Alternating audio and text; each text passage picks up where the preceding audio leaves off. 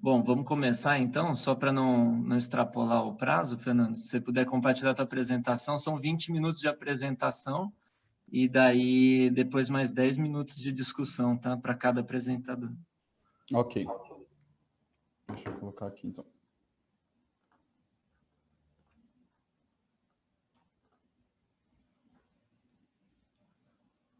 Vocês estão vendo a apresentação? Tudo ok?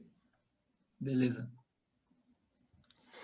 Então, seguindo até o que o Darcy falou, acho que eu vou apresentar em inglês, já está em inglês os slides, mas aí qualquer coisa a gente pergunta em português, então se à vontade a gente vai trocando.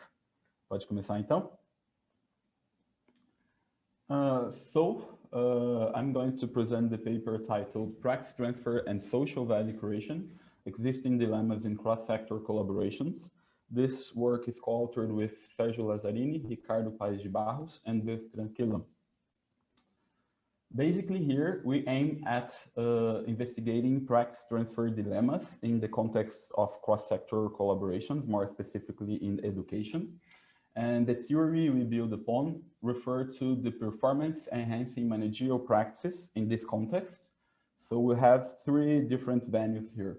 First, scholars acknowledge that managerial practices, they are successful. So basically they work, they enhance performance once properly implemented. Second, these practices, they are known as replicable and easily imitable. So different than resources, the practice-based view acknowledge that this could be easily accessible by different firms. And third, a different venue focuses on the pivotal role of public managers linking their organizational internal networks with external sources of information. So this would be the so-called boundary spanners, individuals who are at the boundary of their organizations and who should translate the knowledge they receive to their fellow colleagues and workers.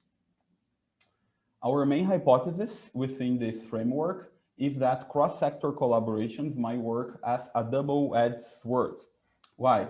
Because although replication of practice would be highly beneficial from a public standpoint, because basically that's what you want governments to do, to learn and to replicate practice, to reach as far as they can and improve people's lives, basically. On the other way around, it may undermine the effort of external transferring side partners, and eventually it would lead to an underestimation of its perceived contribution. So basically, we have replication efforts that are socially desirable, but whenever this replication goes beyond contracts, it should distort performance assessments. Within here, like in our paper, we are going to explore a cross-sector collaboration in education, and we collaborated with Instituto Unibanco, who partnered with state departments of education, basically, just to give you a hint of what I'm talking about. So in further details, we have a transferring side partner. In our case, it is Instituto Unibanco, the external organization to the government. They are transferring practice to a public organization, state departments of education, as I just said. And they are transferring knowledge both to boundary spanners. In this case, they are heads of school districts, and they should focus on targeted subunits. In this empirical setting, these are schools that were determined to receive this managerial practice they are transferring. And in some, they want to improve their performance, basically.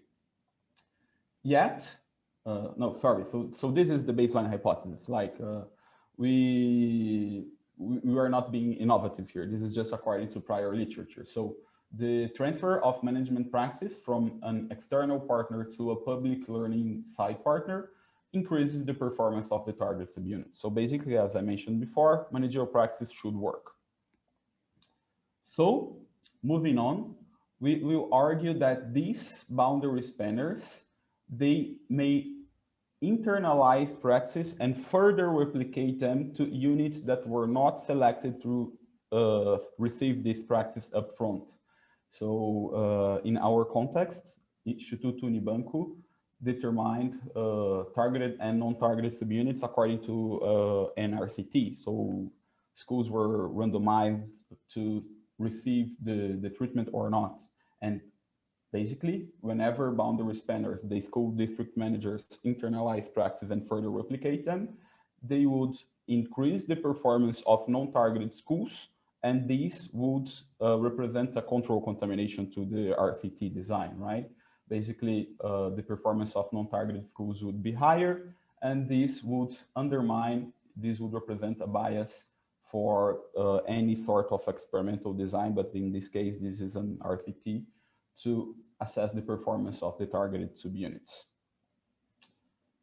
And then formally, we have our hypothesis. Hypothesis 2A, the higher degree of internalization of practice by the boundary spanners, in our case, school district managers, the higher the performance of the non-targeted units, in our case, schools at the control group. And hypothesis 2B, as a consequence, we argue that this would reduce the assessed contribution of the external transferring side partner. And lastly, our third hypothesis, we are going to investigate nuances of these non-targeted subunits. So we argue that as this transfer here is via replication of practice, we have no external enforcement to assure that these units are properly implementing this practice. Because here, if we are investigating the primary transfer of practice, in our case, Instituto Unibanco is monitoring these in order to check if units are properly implementing practice. But whenever we are talking about replication of practice, there is no external enforcement here, right? So we argue that these units, in order to properly receive and in order to be able to implement this practice, they need to have resources, basically. So formally, we argue that the performance effect of internalization of practice and further replication, this here, right, via boundary spanners, is enhanced by the presence of superior human capital resources, hypothesis 3A, and human capital resources in terms of schools. We are talking about like school principals, if they have college degree, if teachers have college degrees, the number of teachers per student, stuff like that. And hypothesis 3B, we refer to physical resources. So in terms of schools here, if they have access to libraries, the numbers of computers they have per students, and other things like that. So this is our conceptual framework, basically. And then, as I mentioned before, we have cross-sector in education, right? The transferring side partner is Instituto Unibanco, a private non-profit organization. They are specialized in managerial practice, in some target setting and performance monitoring. This is more complicated than that, but basically that's it. And they are transferring this managerial practice to a public organization, more specifically, two state departments of education for this research, Piauí and Espírito Santo.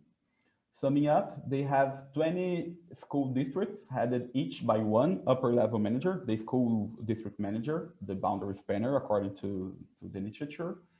And these 20 managers, they are leading 233 targets, so the treatment group, and 161 non-targeted, so the control group schools. Each manager has under his or her jurisdiction both treatment and control schools. And then our hypothesized relationship here is that our main independent variable is the practice internalization, right? We measure it according to a survey that Instituto Unibanco employed with these managers. And we reduce the survey information to a factor using different methodologies as principal factor or other as maximum likelihood for robustness. And then our dependent variable here refer to educational outcomes per school, right? So this is a national standardized test. We consider both math and languages, so Portuguese, the students' aggregated scores per school. And as control variables, we consider the distance between schools, both the nearest control school and the nearest treated school per each, teachers and computers per student, teacher with college degree, the percentage per school, student gender, ethnicity, and their age. This is all aggregated per school. So at first, to investigate the primary transfer of practice, we should consider the RCT, right? So a sort of naive investigation here would be merely observing if the targeted school is going better than the control school. And to do that, we would rely on the RCT and employ a difference in difference method to investigate the performance enhancing effect of practice. This is our main, our baseline hypothesis. Just according to prior literature, managerial practice should enhance performance. Yet, if we want to investigate the replication of practice, we should go beyond and not simply rely on the RCT, because as I mentioned before, we would have control contamination issues. So what we did to try to capture this replication of practice was basically considering a triple difference method. So we have the performance here, right? Either math or languages. The targeted school is the one selected as the treatment group. This is a binary variable. Then we have the practice internalization, which is the index developed by Unibanco to investigate whether managers were able to internalize practice and further replicate them. Post-treatment, and then the interactions according to the triple difference. What we want to investigate more specifically is this one here. So post-treatment, interacting with the targeted schools, and the index for internalization. The hypothesis here is that we expect a negative sign for this coefficient, right? Because once the manager internalize more practice, then the difference between targeted and control schools in our setting should be diminished, right? Because managers who internalize more practice, they will replicate them, and then this would represent an increase in the performance of the control group, what would diminish the assessed performance of the targeted. So the difference between targeted and non-targeted would be diminished if they are in districts where managers internalize the most. And then we have the controls as I described before. And lastly, to investigate the moderation effect, we considered only the subsample of non-targeted schools, so the control group, and we analyze interactions between human capital, and here this is I consider different variables as the number of teachers per student and their physical capacity. I considered as my main specification the number of computers per student, but we have different, different measures as well. So moving on to our analysis and results, right? This is the conceptual framework as I presented up front. We have our analysis, they consist on OLS regressions. They are all clustered at the boundary spanner level.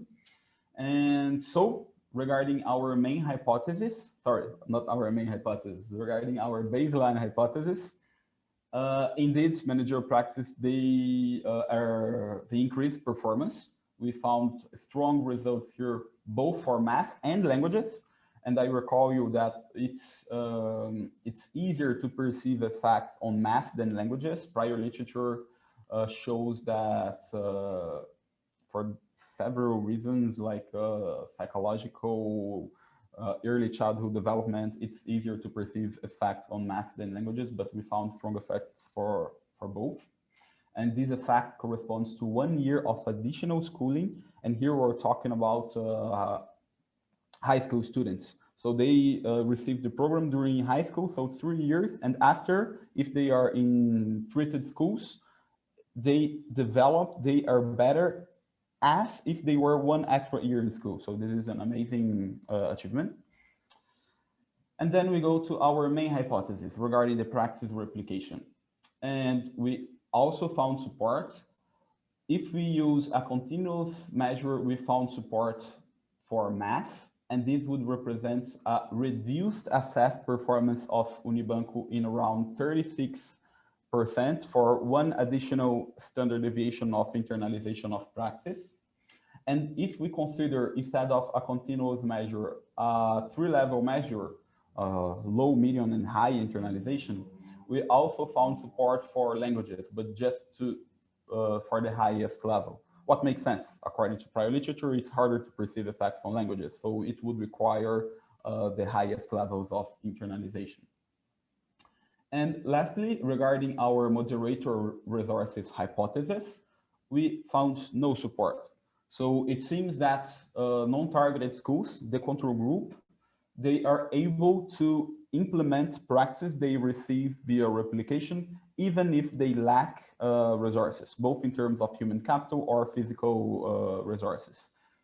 But I remind you that although we do not support this hypothesis, it even emphasizes the importance of replication, in the sense that if managers are able to internalize and further replicate practice, these practices are enough to increase performance, even if non-targeted subunits lack resources. So it even emphasizes the importance of practice. This goes aligned with the practice-based view, basically. So as our conclusions, we contribute to the strategic management literature. There are scholars investigating the challenges of public-private contracting. We show that the boundary spanners, individuals who should internalize and transfer knowledge to their peers, they work as a double-edged sword in cross-sector collaborations, right? Because we have dilemmas related to intellectual rights and performance measurement. There are performance implications of practice transfer at the cross-sector boundary. Once these practices are relatively replicable and transferable across units, we show that they corroborating with prior literature, and this replication would not require resourceful units in order to be successful. So this is quite interesting as well. And as managerial implications, we argue that whenever practice replication goes beyond the scope of collaboration, and here in our example, it is like we have an RCT and practice replication are achieving control units, right?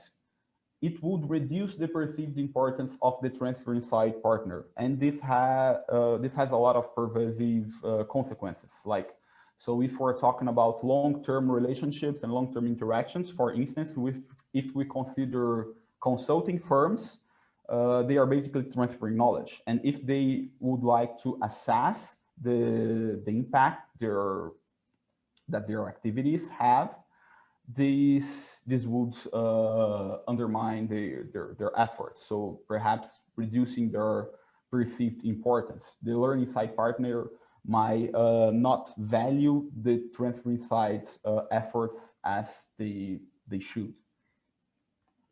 So that's it. Thank you. Thank you very much for your feedback. I've seen that some people are writing on the chat. Now I may take a look, and please, I'm more than glad to answer your questions and clarify anything.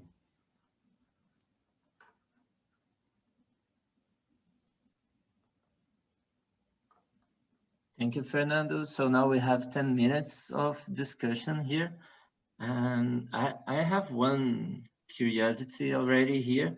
about the practice internalization index. Could you talk a bit more about it? Do they conduct some research in the schools or? Yes, for sure. So these basically they interviewed these managers. People from Unibanco, the researchers from INSPER and HEC were not involved in these interviews, but Unibanco staff interviewed both the managers and school staff. And basically they wanted to assess if the boundary spenders, the upper level managers, were able to understand what these best managerial practice were and how they should implement them. So basically, if they understood what data-driven routines were, if they understood what is a good monitoring, if they understood how to organize target setting for different schools, and if they interacted with supervisors from the State Department of Education, and how often they considered feedback from schools and stuff like that. And then they developed, they have the questionnaire, and I reduce all this information according to a common factor. The Cronbach alpha is quite reliable, like 0.7, something like that.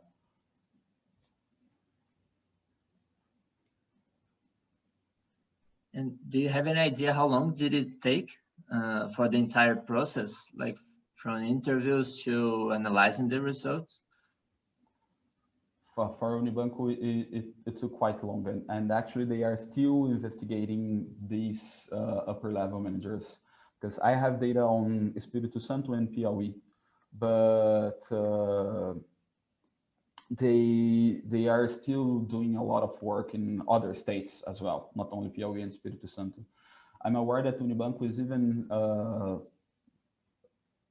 they want to develop different RCTs to have both qualitative and quantitative evidence regarding these replication efforts. But this is next research.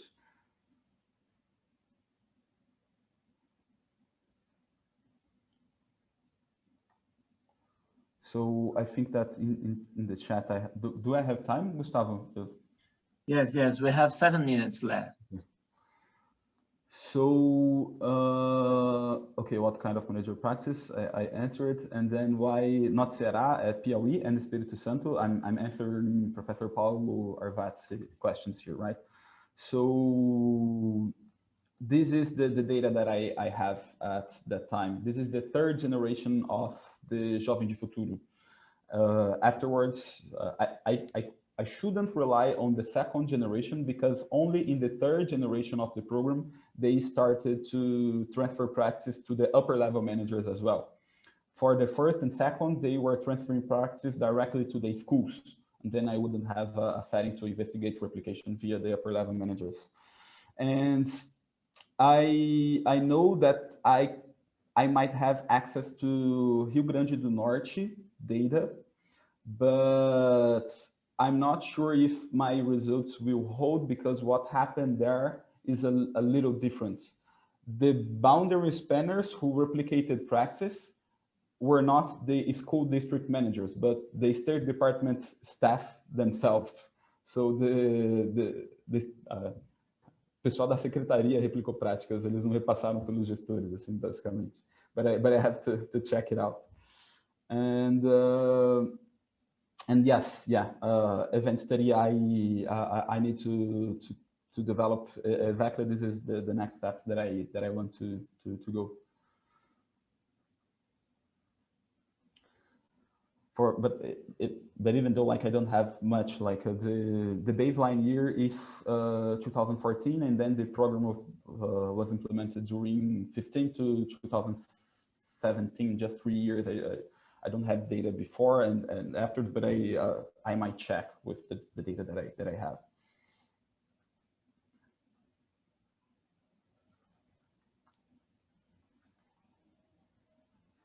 Do we have any more questions? Otherwise, we can just go with Darcy's presentation.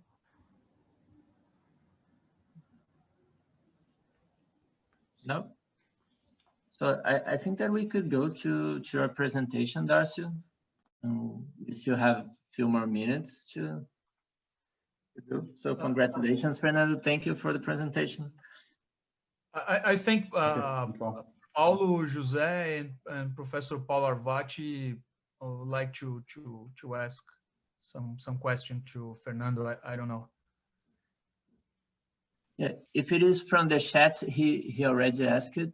I'm not sure. Yes, he answered. Yeah, thank you. Fernando replied to them. Okay, I'm gonna share my presentation here. Okay, is everybody? Could everybody see my presentation here? No, Not yet.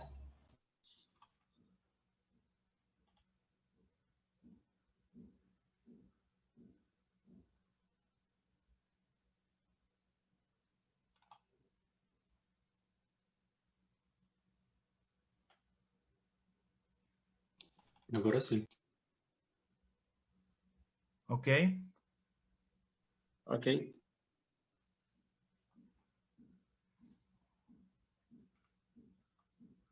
Something wrong here. Wait a minute.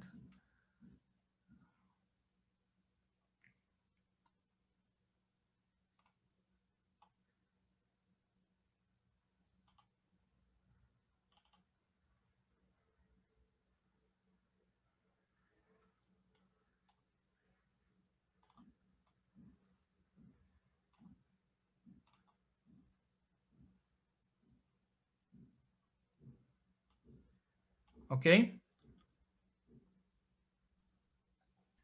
Could everybody see my presentation? Okay. Yeah.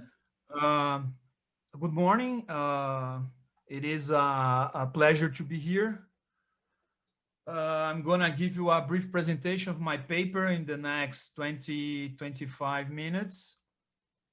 It is this is only the second time that I have the opportunity to present my ideas in public, so comments are very, very welcome.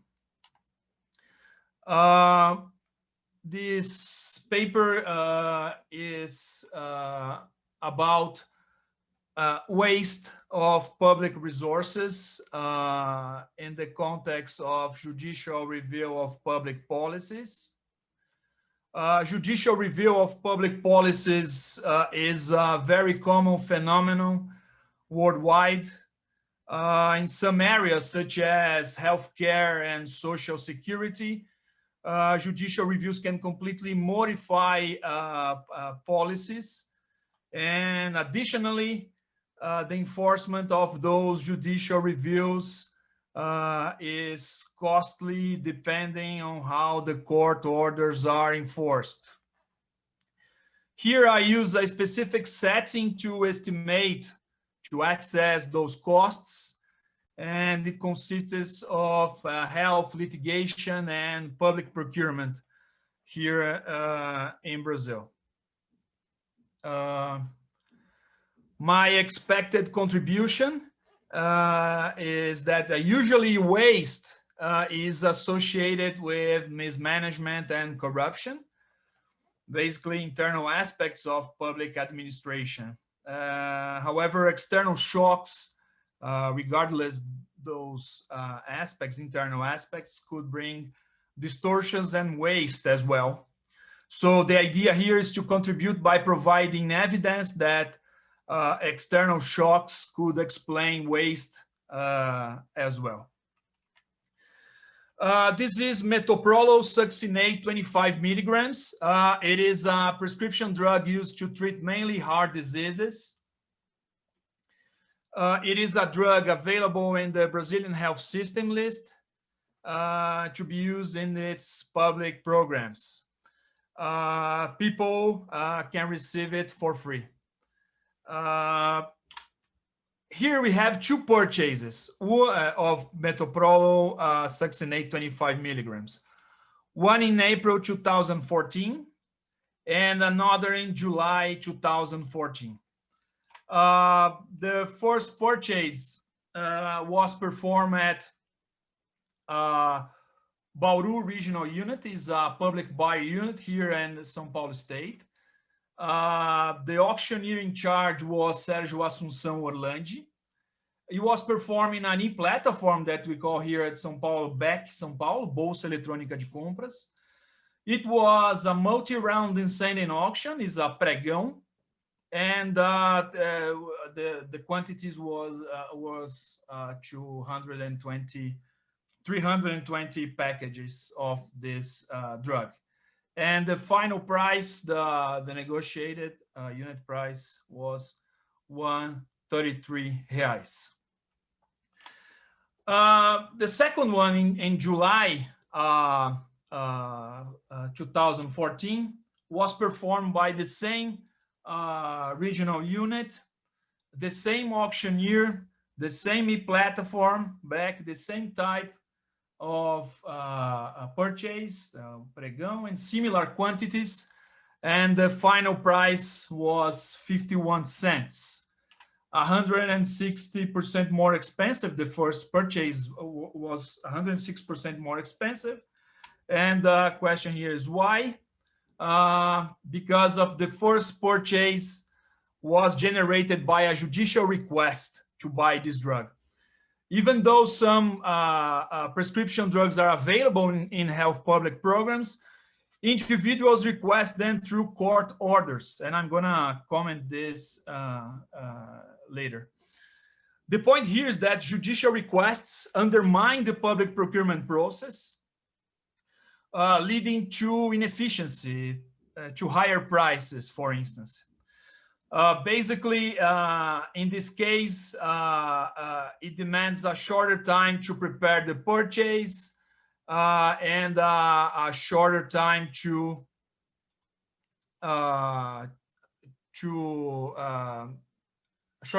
deliver the drug. So my research question here is, what is the impact of health litigation on the efficiency of public procurement? My context here is that judiciary acting as a policymaker is a very common issue, and health procurement is a good example of it. My point here is that public health procurement is shaped not only by administrative choices, but also by judicial decisions that enforce the law on public buyer units, and it affects the purchases as well. Judicial enforcement is costly for two reasons. First, mandatory purchases are always urgent, then they undermine procurement planning process. And two, since judicial sanctions for non-compliance are severe, auctioneers have higher incentives to accept higher prices in order to comply with the court orders. In Brazil, healthcare litigation is very common. It involves prescription drugs, non-prescription drugs, medical procedures, and others. And the source of all confusion in this context lies in this constitutional article that I mentioned here. In Brazilian Federal Constitution, health is a right of all and a duty of the state. And the problem here is that judges in Brazil tend to interpret the constitutional text, this article, literally, without considering the costs of their decisions. Since there is a low cost to access the judiciary in Brazil, then individuals often sue the Brazilian state, and their main claim is that they have the right to receive the treatment they need or to be funded by the public health system in any case. And in Brazil, we have high rates of success in this type of judicial request. Nearly 85% of first instance claims prosper, and the rates in superior courts are even higher. And this affects a lot the public budget. For instance, in 2018, public spending for litigate health items represented nearly 5% of the annual budget of the Department of Public Health. And from 2008 to 2017, the cases increased in 9 times here in São Paulo. The lawsuits occur in many municipalities with wide dispersion in the state of São Paulo. Court orders consist of a huge variety of different items across time. For instance, between 2009 and 2018, nearly 3,000 different items were ordered at least once a year on average. The Department of Health is responsible for managing public resources and implementing public health policies in the state of São Paulo.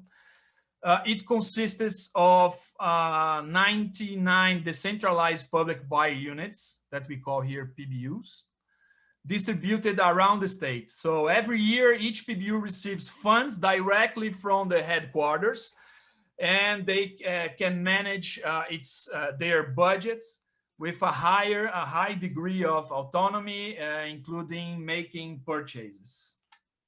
The purchases are all decentralized here in Brazil. Since 2009, the Department of Health tries to try to mitigate this issue, and the solution was that they call the administrative request. Basically, is an attempt to negotiate directly with an individual before a court order occurs. The idea is to avoid the judiciary. However, there is no difference between a court order and an administrative request if we think about planning purchase. When some administrative request prosper or a judicial request prosper, they have the same effect on purchase. It's always shorter delivery time and shorter time to plan the purchases and execute them. So the main mechanism here that I'm investigating is that preliminary injunctions or administrative requests force PBUs to make urgent acquisitions. Then PBUs have less time to plan and execute them, and this leads to inefficiency. My data is from this platform called Back São Paulo, and from public notices. For each purchase offer, I can observe negotiated items. There is a very detailed catalog of items with a very detailed description of those items. I can observe all auction bids, the tender type, if pregão, convite, dispensa de licitação, all participant sellers. I can observe reference price. This is a confidential information, but I could have access to the reference price of each bid, the winner bid, the auctioneer in charge, the organizer PBU, and among other variables. My data is from 2009 to 2019. And I have access to another data set from Department of Health that they call S-Codes database. That basically is a very detailed description of all judicial requests here in the state of São Paulo. And I have access to all the texts of court decisions here. So my empirical strategy is divided into 2 parts. The first part that I call overall enforcement effect, the idea is to estimate the overall effect of having a worse planning process on tenders outcomes if we compare with to ordinary purchase. So the idea of my identification strategy is based on the fact that success of judicial or administrative requests are not correlated with any unobservable factors in the purchase process. success of judicial or administrative requests depends on the claimant's characteristics and how judiciary or the public administration deals with them. So tender results do not depend on who placed the order or who will benefit from it. And this is reinforced by that we call the impersonality principle of the public administration, that makes this, breaks this link between the judicial request or administrative request and the tender process, how they develop. So the tender outcomes depend on the purchase, basically on the purchase characteristics, such as the items to be purchased, the planning and market conditions. So a possible concern here, maybe we can observe low quality PBUs that could be sources of court orders, maybe the lack of bad managerial practices, bad capabilities or something like that. So, however, first of all, we can observe that only 4% of the cases, it's because of lack of stock that could indicate some lack of managerial practices or something like that.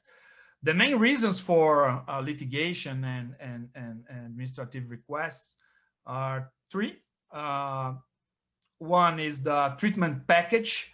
Most court orders require the whole treatment of a specific disease for an individual. The request is usually for a set or package of different drugs with SUS lists drugs and out of SUS list drugs. So sometimes they are people go to judiciary to get a prescription drug that is not on the SUS list, but they are asking for a treatment package, and those guys, the judges ask for the executive to buy all the drugs, since the state of São Paulo doesn't have a good logistic process. They don't have stock when the judges asks for it, so they have to buy in an urgent way. Another reason is off-label uses. Sometimes individuals go to judiciary to get a drug, a prescription drug, to be used in a disease that is not in the regulation of the SUS. So they go to judiciary to get it for free, and it's nothing to do again with the outcomes, the tender's outcomes. And another reason is jumping the line. The drugs are available, but sometimes individuals do not want to wait the standard time for the drug, and they go to judiciary, and again, it's nothing to do with the tender's outcomes. So the idea here, so I in order to get rid of some other possible bias, I can observe the same exact item, the same PBU, auctioneer, year, type of auction, among other variables, and I can compare ordinary and urgent purchases only with the different conditions of planning. That's the idea here. My sample is prescription and non-prescription drugs that are on the SUS list in this first case, because I can observe the government buying in an ordinary way, in an urgent way. Urgent here, it's litigated and administrative requests, both that have almost the same characteristics. I use fixed effects for items to estimate my first equation here. My variable of interest is this urgent variable that has a value of 1 if it's litigated or administrative purchase, and 0 if it's an ordinary purchase. I use some controls. I use item fixed effects and some time trend dummies. And my results here with some different specifications And my main result, this is for negotiated prices. I can observe that in urgent tenders, I have higher negotiated prices, fewer participant firms, fewer bids, and a lower probability of success if you compare urgent tenders with ordinary tenders. The second part of my empirical strategy is that I call the under the gun effect. So the point here is that we have litigated and administrative requests. They have the same characteristics in terms of purchase conditions, but that means lack of time in the planning process, short delivery time, etc., except for the fact that in litigate purchases, there are sanctions for non-compliance. And in administrative purchase, no sanctions. Sanctions, what kind of sanctions? The PBUs or the auctioneers can get some fines, administrative, civil, and criminal liability, and blocking or hijacking public funds. The idea here is to compare litigated versus administrative purchases. I can observe the same exact item, PBUs, and so on, the same conditions of planning in this case, with only the difference in terms of conditions, potential punishment. My sample here, I use prescription, non-prescription drugs. Now I can use all the drugs that I can observe, because now, even if it's not in the SUS list, I can observe litigate and administrative requests for all medicines. I use again fixed effects. Now my variable of interest is this ADM, 1 if it's administrative and 0 if it's a litigate purchase. I use control variables and item fixed effects again. I estimate those for many specifications.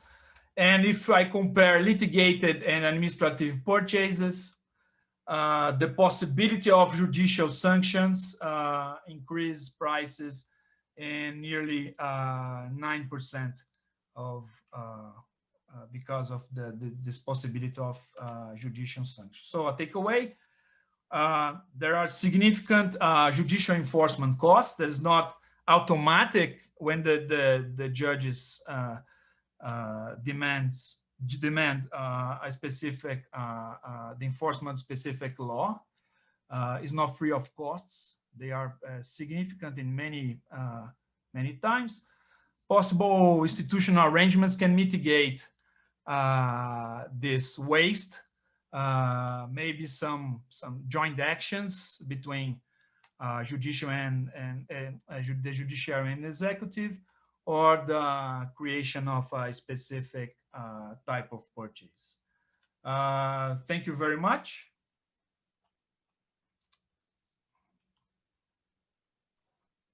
Thank you, Darcy. So we have a few questions already from Professor Arvati, if you want to answer to them, the chat. Okay, I'm gonna see it right now.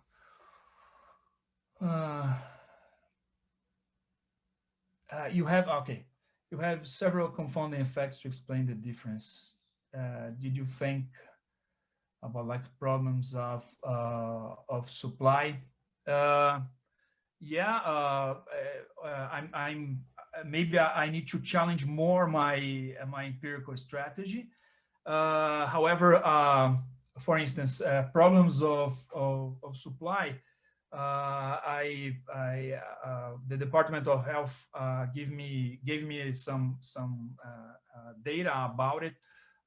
It is not a common problem. The nature of these judicial requests is not directly there's nothing to do exactly with this lack of stock or breaks in of supplies. There are other reasons. The PBU issue could be a problem that I can investigate more. This kind of investigate some differences in managerial and capability. So I'm trying to get some data from auctioneers, education, tenure, and so on, to try to see heterogeneities in this kind of problem. But I need to challenge more my empirical strategy and see what kind of other confounding I can observe and I have to treat. Which tools did you use to measure or map market conditions? Well, I don't measure exactly that, but I have the times of planning and execute. So sometimes I can observe that when we have urgent purchases, the average time for planning is 3 to 5 days. And an ordinary purchase, it's always on average 30 days of planning process. And from the publication of a public notice to the execution, again, the urgent purchase is about 1-2 days, and ordinary purchase is about 3 days. So I have those measures of times to see the market conditions and the quantities.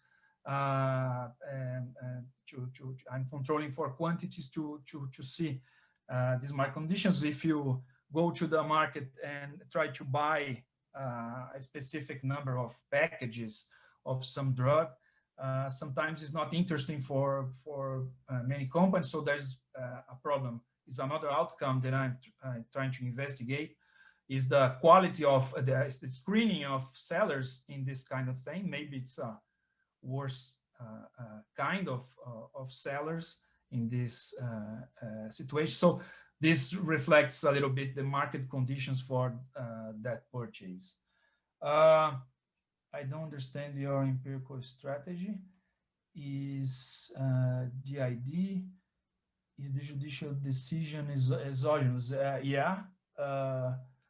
I have the same court, Tribunal Justiça de São Paulo. Yeah. Yeah, I'm trying to, I'm claiming that is this judicial decision is exogenous, and I'm trying to claim that the judicial decision itself, if we have the request, this request depend if it's successful or failure. It's almost always successful, right? High rates of that. But when they impact the executive, the reasons for the judicial request is does not affect the outcomes, the reasons.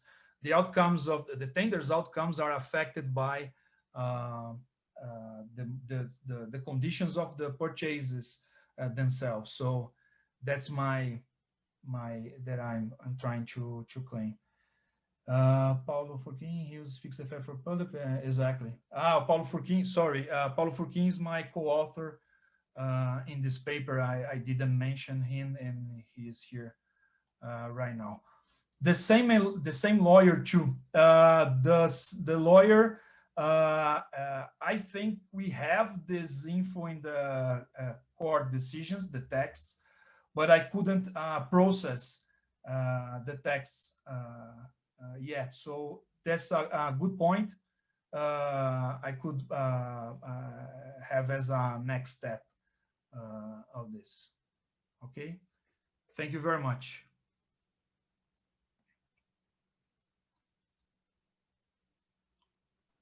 Thank you, Darcy. So are there any questions, any other questions for Darcy? Otherwise, I'm gonna start my presentation now.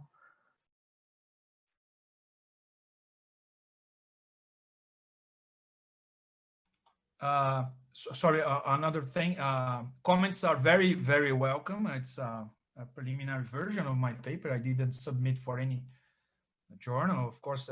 So if you want to contact me or to give some feedback about it, I'm gonna give you my email in the chat. I'm glad to receive all the comments, and thank you very much again for your contribution.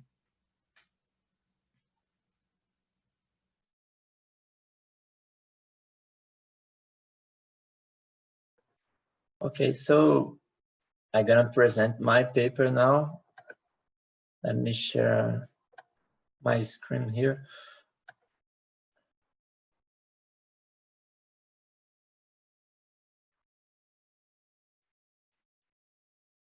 Just one sec.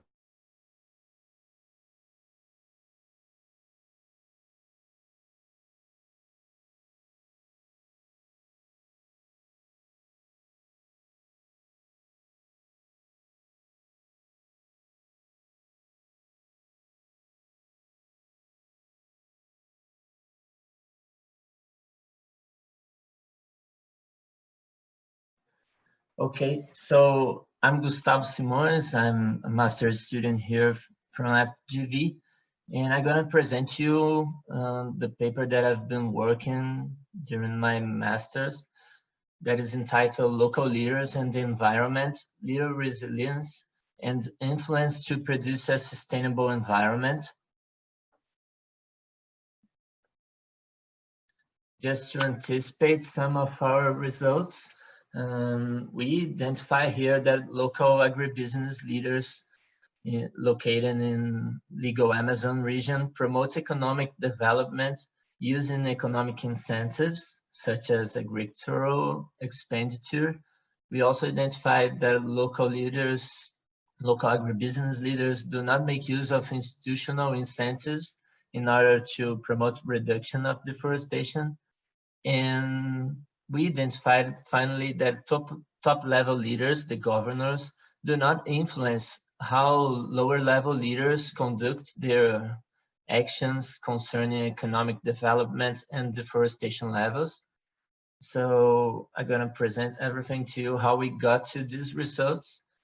And firstly, I need to introduce to you the context where we are located. So the legal Amazon area corresponds to 40% of South America's area.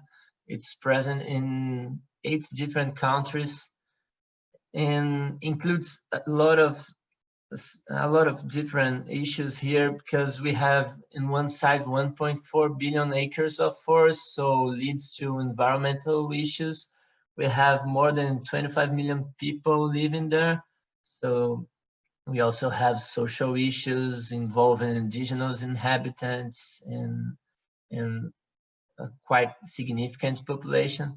But we also have over 40% of Brazil's livestock production, what leads to commercial issues. And all of this has been presented in the academic side in 2 different manners. The first one, where researchers associate the growth of livestock and agricultural productions with the deforestation and the expansion of these limits, these production limits through legal reserves and the impact in protected areas. And on the other hand, we have other researchers, other academic works that associate the agricultural production development without the rise of deforestation. So in this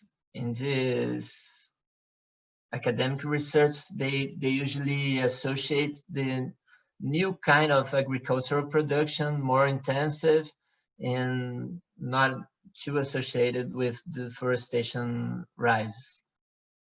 But all these works have been conducted focusing on the role of cattle ranchers and agricultural producers, also focusing on federal legislations such as the Forest Code, decrees, laws, but they do not take into account the influence and the impact of local leaders. So this is our main interest here, to understand how the local leaders could promote the reinforcement of federal and state legislations, for example, via ecological economic zoning and preliminary environmental impact analysis, and how they could use this to allocate this municipal resource in order to promote development and to control deforestation levels in legal Amazon. And our theory here is that we have a region which is quite complex because we have the association of resource institutions, several different stakeholders, some of them aiming for the maintenance of its livelihood, the conservation of forests, for example, the indigenous population, others aiming to expand their productions, but sometimes interested as well to do this with lower environmental impacts. And some of them, for instance, here, the small producers and workers, just looking for better living conditions and minimal impact on deforestation. And as you can see here, all this complexity, the conflicting interests that these stakeholders have lead to numerous uncertainties. And this is the point where we know that local leadership, as stated here, plays a relevant role. Firstly, by promoting local initiatives that are more easily accepted by local followers, but also by shaping preferences and finding consensual alternatives to conflicts. That is just what we have in this region. And so, for instance, here, the leader elected must act as a strategist and to be resilient here. What means to promote economic development, but also to be concerned about environmental issues and to do some environment planning as well. And we use here as our leaders, as our local leaders, the mayors. They've been used in the same manner for a long time. And just because they exercise their leadership through formal and informal mechanisms in the region where they are acting. And all that I just said led us to our baseline hypothesis that leaders are resilient in an environment that demands sustainability. So this is our first investigation that we wanted to conduct. But in the sequence, we need to evaluate how they are resilient and what actions they take in order to be resilient. So we want to identify here the mechanisms that they use to promote economic development, analyzing extrinsic incentives. So we have previous works stating that investments on infrastructure and also on technical support, they are main drivers for sustainable development, which is again to develop the place economically, but also to be aware of deforestation levels. So this leads us to our second hypothesis, that is that local leaders use economic incentives in order to generate economic development. Following, we want to investigate another set of extrinsic incentives concerning conservation policies.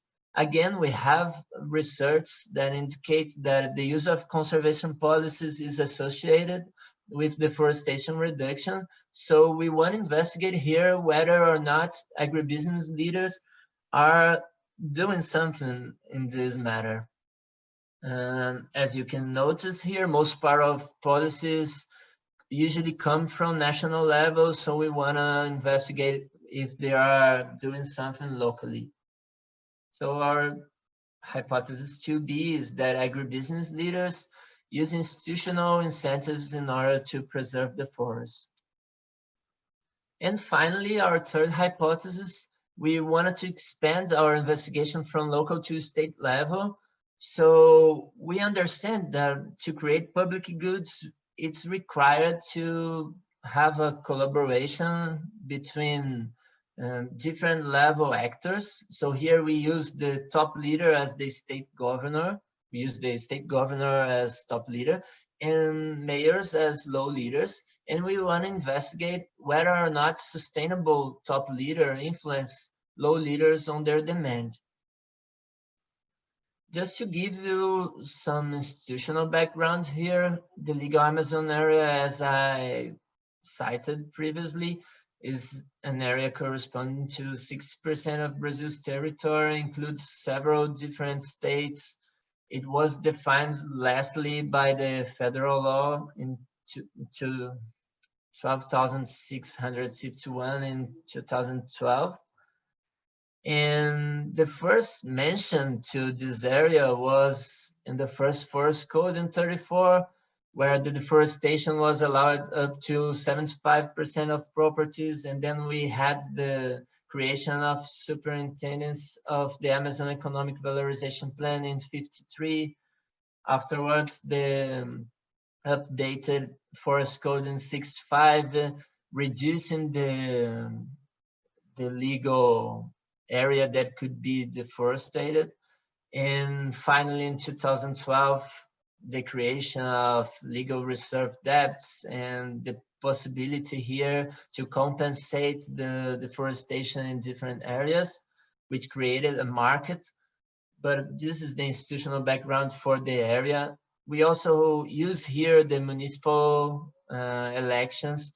So the background is that we have, the municipal legislations. The background is that in 97, the CONAMA just came and brought to the municipalities some responsibilities and also created the possibility of them to deal with environmental licensing and to analyze environmental impacts of activities, basically because the federal and state instance could not check everything that was happening in the municipalities.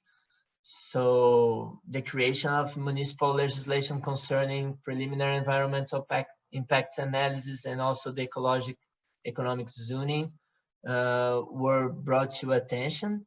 But what we want to understand here is, did these municipalities create such legislations? If yes, the creation was favored by any sort of professional backgrounds of these leaders, because usually here the idea is that usually agribusiness leaders are pointed out as the villains of the region, people who are only concerned about developing economically and expanding their productions, but not worried about deforestation rates. This is the overall idea, that the public idea that is presented here. But we want to investigate further. And for this, we use the municipal elections to understand a bit more. So it was established in 1988's Constitution. And what is important for you here to understand our work is that we discarded the municipalities where there were over 200,000 voters due to the possibility of strategic voting, as long as in these municipalities they have 2 rounds elections. So here we discarded, but we still have over 750 municipalities to analyze.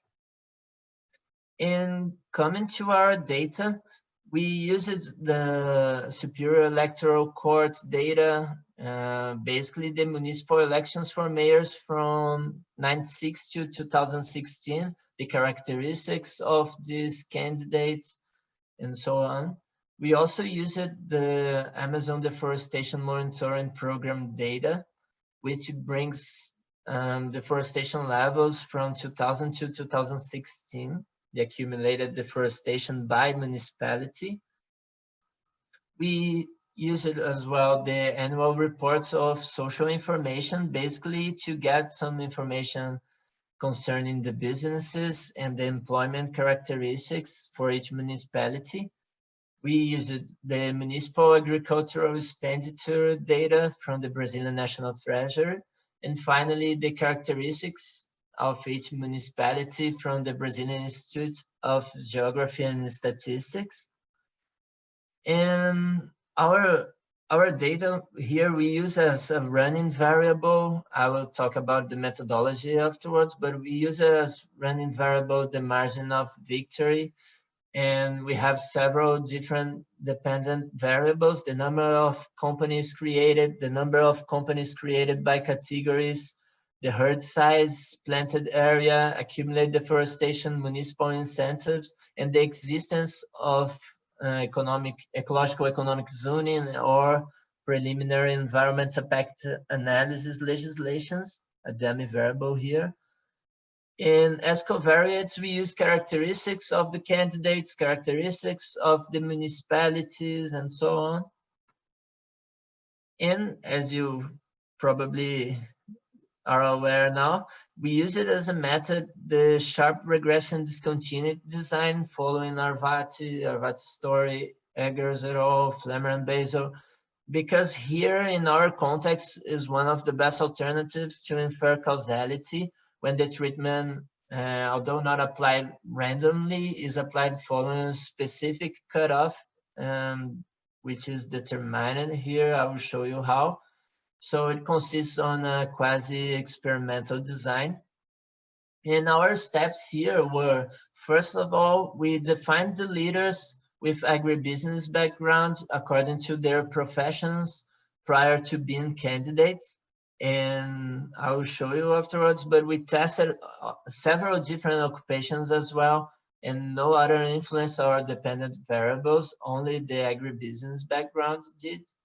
And afterwards, we defined the running variable, which is the difference between the percentage of votes obtained by the first candidate, the candidate elected, and the runner-up.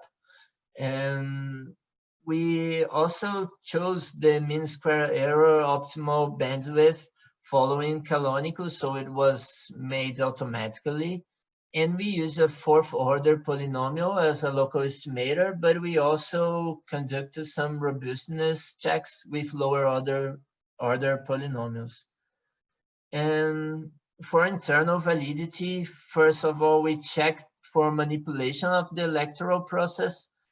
And we did some histograms with different beings and conducted the McCrary's test. And there was no manipulation of the electoral process found here. We also checked for any jumps in 23 covariates, including many characteristics that I showed to you. And we checked for dependent variables change due to movements prior to the term analyzed. So our results here for hypothesis 1, we found that the election of local farmers increased the creation of new business, but it does not affect the deforestation levels. And as you can notice here, the business creation is influenced even for second degree polynomial as estimator. Specifically here, the creation of new business in the service and retail area. And as you can notice, for a 10% significance level, we observe some herd size increase, but we do not observe anything happening in deforestation. So as results for hypothesis 2A in this case, we noticed that agribusiness local leaders, they do have a greater expenditure in a greater agricultural expenditure than other leaders, but they do not use taxes or fees, incentives more than other professional backgrounds leaders. hypothesis 2B, we identified here that agribusiness leaders do not promote specific legislation, so they are doing nothing concerning to environmental legislations. And finally, here we had to change our methodology. We no longer used the RD method because we had a smaller number of observations, but we identified that the sustainable top leader did not influence the low-level leaders on their actions, leading to more economic development or reduce of deforestation. And finally, we brought some practical implications here because we identified that agribusiness leaders promote economic development, and we identified as well the mechanism by how they do this, using direct investments on the agricultural sector. We found no evidence that agribusiness backgrounds influenced the creation of environmental legislation, here dealing with deforestation. And as theoretical contributions, we identified the influence of leaders' backgrounds on the economic development of their influence regions, which is interesting because so far the research were conducted in a more broad level. Now we are bringing attention to the leaders themselves. And we also found that the role of local leadership on practical matters concerning local sustainable development could be more important here, because these local leaders could be developing these legislations, for instance.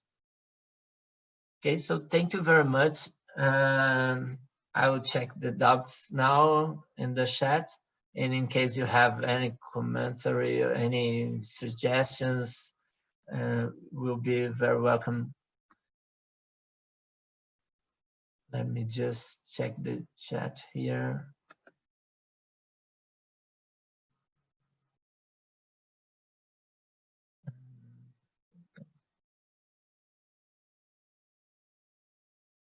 Okay, so is it possible to classify local leaders as environment friendly or otherwise by means of regular expressions on their speech or government program? Probably their policy would be different. So Professor Paulo, what we did here, first of all, was to segment the professionals, the professional backgrounds of these candidates. So the idea was that, for instance, for example, a biology professor that was elected probably would have some actions that the cattle rancher elected would not. And the idea was to understand if we understand that the professional background would be more relevant here than the fact that they said something to get our votes or something like this. I don't know if I made my point clear, but we checked for counselors, we checked for doctors, we checked for professors. We have, if I recall, almost 11, 12 different professions that we tested here.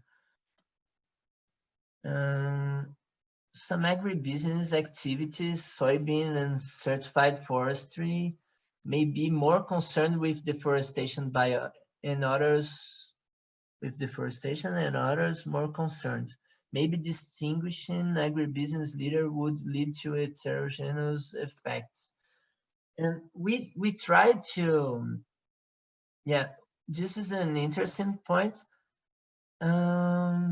The fact here, Professor, I think that the livestock, or we identified the second part of research that I showed to you, is leading the same way that you presented here, because they point that nowadays you cannot use, you cannot sell your product if you are not environmental friendly, and this can lead to some barriers for exportation and so on.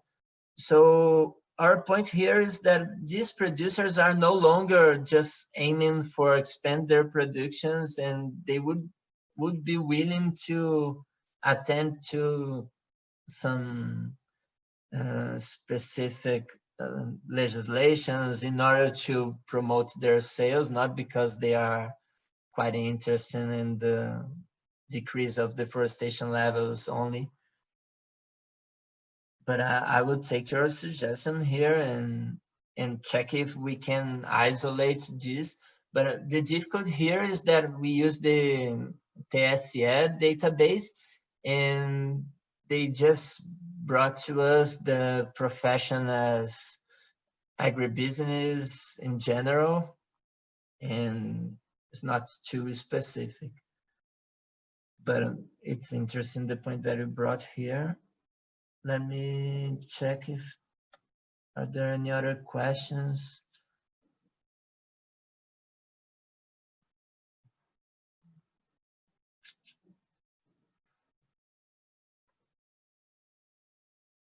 Yeah, I think these were the two questions that I had here. Does anyone have any other question or wanted to discuss or give me some advice here? I'm quite open to receive this feedback.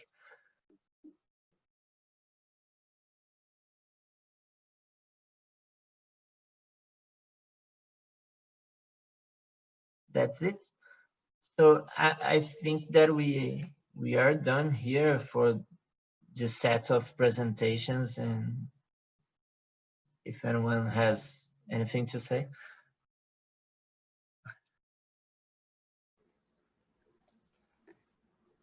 Só para finalizar aí, eu gostaria de agradecer a presença de todos aí e lembrar que a gente tem uma outra sessão de business na quinta-feira, das 13 às 14h30, tá certo? Se vocês puderem participar, tá com o nome de microeconomia, mas não é microeconomia, é uma reunião de business. Vão ser apresentados outros 3 trabalhos aí, então eu gostaria de contar com a participação de vocês lá para fazer comentários, sugestões. Sempre é bem legal assim, a gente se reunir e tal. Saber que a gente teve assim de 15 a 25 pessoas participando aí da sala, isso é muito legal porque dá a entender que a gente não está fazendo esse esforço sozinho, né, de tentar reunir o pessoal, de discutir coisas que possam ajudar as pessoas tecnicamente nos seus trabalhos, tal. Então eu gostaria de agradecer a presença de todos aí. Nos vemos então nas outras aí. Opa!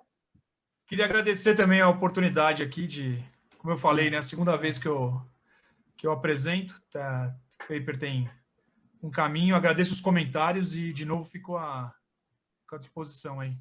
Obrigado, viu? Vou te mandar um paper que eu tenho com... É um experimento com o Sérgio Mittilander, que é um cara que está em Munique, que a gente fez tentando separar essa coisa da corrupção e waste, né? Como é que o eleitor percebe isso? E o grande problema do waste não ser considerado pelo eleitor como uma punição para os candidatos é que assim ele não é informado. Se você informar ele acaba punindo o cara da mesma forma que ele punia corrupção. Então, é um problema de informação.